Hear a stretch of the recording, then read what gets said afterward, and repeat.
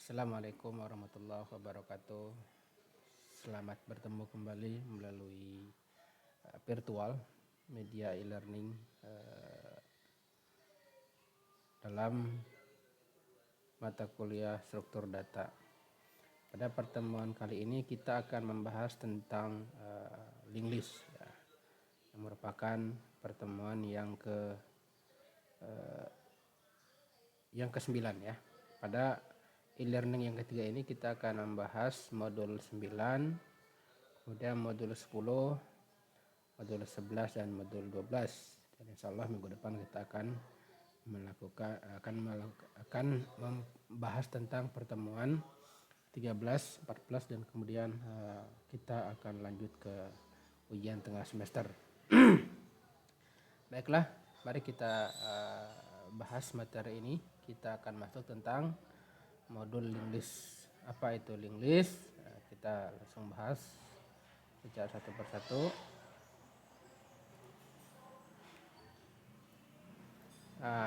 Pertama kita bahas tentang definisi dahulu ya, supaya kita ngerti apa itu linked list.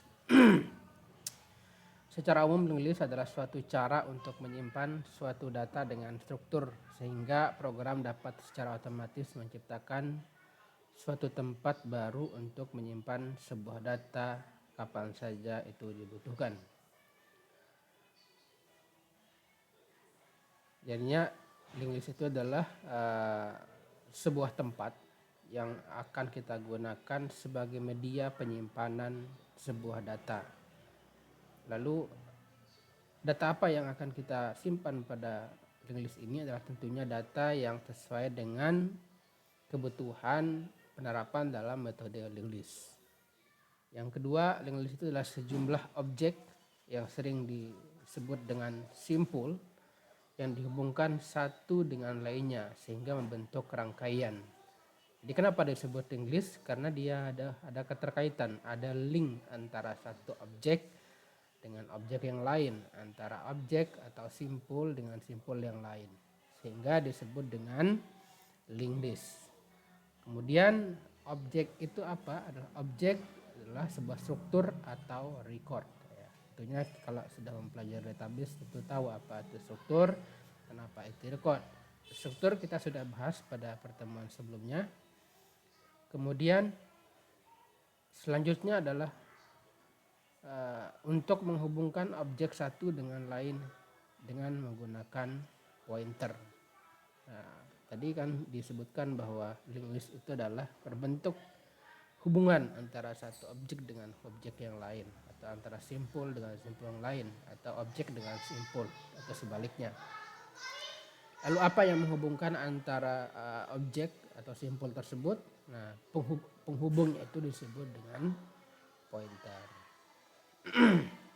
Kemudian sebelum kita mempelajari linked list, nanti ada istilah-istilah yang akan digunakan dalam metode linked list. Yang pertama ada istilah node ya. Node merupakan sebuah simpul linked list yang menampung elemen atau data dan pointer. Jadi tadi ada kita sebut node, ada kita sebut pointer, nah kesemuanya ditampung dalam sebuah media disebut dengan node atau titik ya. Kemudian ada namanya pointer ya. Tadi pointer adalah bagian dari node yang menyimpan lokasi atau alamat memori node yang lain dengan berfungsi sebagai link antar node. Kemudian ada head ya. Pada pelajaran sebelumnya kita juga sudah sekilas mempelajari head. Karena di sini kita akan melihat apa itu head dan apa itu tail dan bagaimana penggunaannya. Head adalah elemen yang berbeda pada posisi pertama dalam linked list. Sedangkan tail adalah elemen yang berada pada posisi terakhir dalam sebuah linked list. Head adalah permulaan atau bahasa Indonesia adalah kepala, dan tail adalah ujung atau ekor dari sebuah linked list ya. Itu data linked list. Lalu apa kelebihan dan kekurangan struktur data menggunakan linked list? Yang pertama, jenis data yang berbeda dapat di link ya. Artinya dengan menggunakan linked list ini kita bisa menggabungkan atau beberapa jenis data dalam sebuah data tertentu. Ya. Kemudian yang kedua adalah dinamis, tentunya operasi penambahan dan penghapusan elemen cukup dengan mengubah pointer yang tadi, dengan mengubah petunjuk arahnya pointernya. Kemudian kekurangannya apa? Diperlukan ruang tambahan untuk menyatakan sebuah pointer ya. Jadi dia butuh space tersendiri untuk untuk sebagai tempat akan digunakan oleh pointer. Kemudian diperlukan waktu yang lebih banyak untuk mencari suatu node dalam linked list. Intinya memang agak lebih kompleks ketika menggunakan linked list. Nah, ini ilustrasi sebuah linked list. Linked list yang terdiri dari 4 objek. Ini objeknya ya, objek 1 H1000, objek 2 H8000, udah ada objek 3 H1400, objek 4 ada H1100. Ini ilustrasi saja. Kemudian objek simpul dibuat satu per satu, bukan sekalinya kita buat satu demi satu. Kita buat objek 1, selesai kita tarik lagi linknya ke pointer ke objek 2, kemudian kita pointer lagi ke objek 3, selanjutnya kita pointer lagi ke objek 4 dan seterusnya. Struktur, ada 4 macam struktur linked list. Yang pertama linear single linked list, linear double linked list, kemudian ada circular single linked list, kemudian ada circular double linked list. Single dan double pada materi-materi sebelumnya juga sudah kita bahas. Secara umum perbedaannya hampir sama ya. Kemudian linear single linked list merupakan linked list lurus dengan pointer tunggal. Ini pointer tunggal. Ini adalah yang pertama.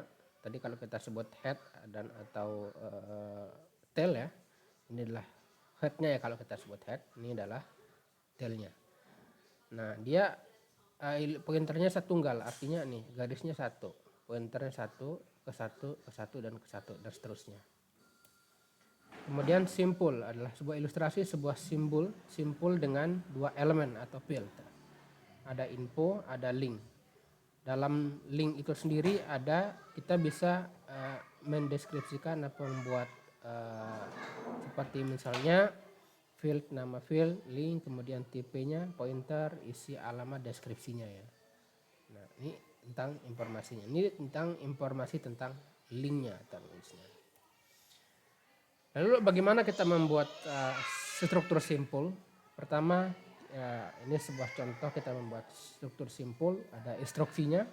Nah, ini contohnya struct simpul. Ini kita definisikan.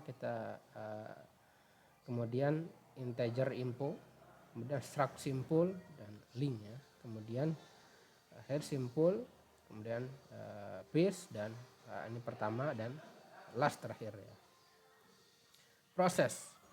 Ada 4 proses dasar dalam sebuah linked list. Pertama adalah inisialisasi. Kemudian membuat simpul baru, membuat simpul awal, menambahkan simpul baru ke dalam linked list atau insert ya. Kemudian kita menghapus sebuah simpul dari linked list disebut dengan delete. Inisialisasi apa yang disebut dengan inisialisasi? Pertama, proses awal yang menyatakan linked list belum tersedia atau belum ada. Lalu algoritmanya seperti apa? Nah, ini nggak pas tempatnya ya. Pertama adalah untuk menyatakan yang pertama adalah burst-nya sama dengan 0 ya. Kemudian last terakhirnya sama dengan 0. Ilustrasi prosesnya adalah burst-nya adalah ini adalah objek pertama. Kemudian last-nya ini objek terakhir. Kemudian bagaimana kita membuat simpul baru? Instruksinya kita asumsikan saja P adalah sama dengan simpul. Kemudian size of-nya adalah simpul dan seterusnya. Algoritmanya seperti apa? Ini algoritmanya bisa dicoba nanti. Void atau kita membuat simpul dengan integer x. Kemudian P adalah diasumsikan sebagai sebuah simpul. Nah, nanti silakan dicoba, dipraktekkan dalam compiler yang dibutuhkan, yang diinginkan. Kemudian membuat simpul awal. Ini contoh algoritmanya, point awal ya, kita first yang pertama, kemudian lastnya apa, kemudian P sama di pointer ke link sama dengan 0 ya. Link list di sini belum tersedia. Syaratnya adalah yang pertama adalah link list belum tersedia atau belum ada. Kemudian sudah ada simpul yang akan dijadikan simpul awal. Kemudian ada proses insert ya. Insert simpul ke link list. Insert kanan atau ke akhir, kiri atau adalah awal. Jadi dia berjalan ke kanan, kirinya adalah awal, akhirnya adalah posisinya di kanan. Syaratnya adalah link list sudah ada simpul yang akan ditambahkan ke dalam list. Insert digunakan untuk menambahkan sebuah simpul. Karena dia memang link listnya sudah tersedia. Sedangkan tadi inisiasi adalah untuk membuat link list, artinya link listnya belum ada baru kita buat menggunakan inisiasi tadi.